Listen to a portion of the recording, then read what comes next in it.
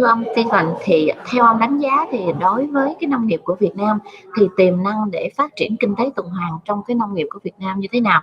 Và nói chung và ở đồng bằng sông Cửu Long nói riêng thì sẽ có tiềm năng ra sao? Of potential.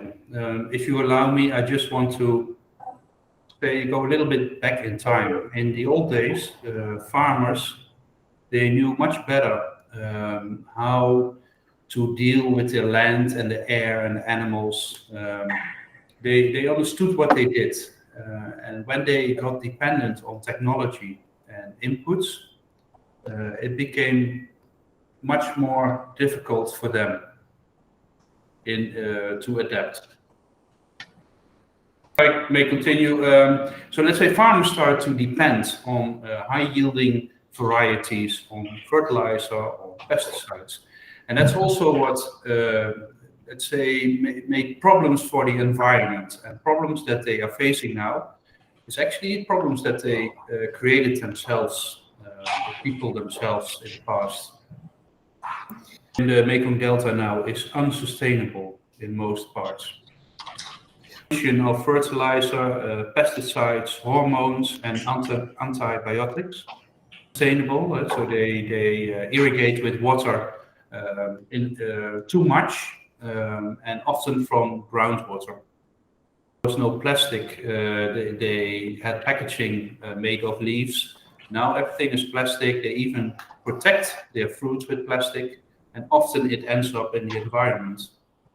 Their production is lost because of lack of knowledge about post-harvesting, and these products also end up in the waste stream on landfills or even incineration.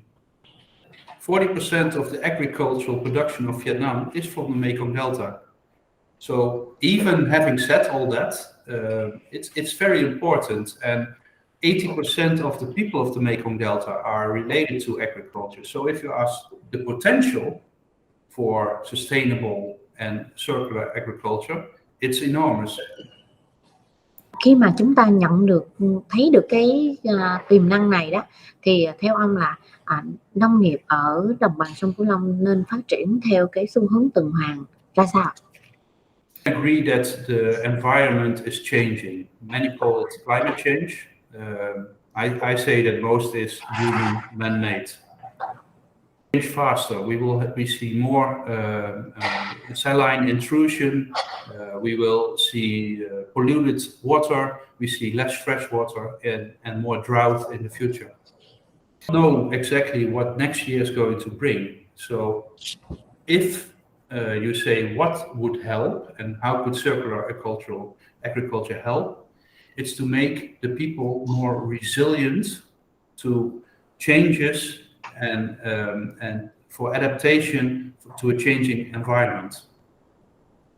Less dependent, or especially less dependent on outside inputs, outside technology. They have to be more powerful, more capable of dealing with what they have. Yeah. Well, basically it says, make sure that you treat your environment well, and then use what you have in that environment. Don't throw things away, but reuse it. Don't get things from outside, but try to use the things that you have on your land as much as possible. For instance, by using biomass, not to burn, but to make biochar or compost.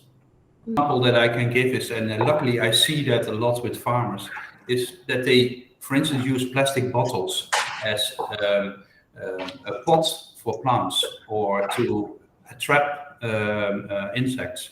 So they reuse plastic instead of throwing it away. Yeah. Very smart. They just have to be shown the possibilities.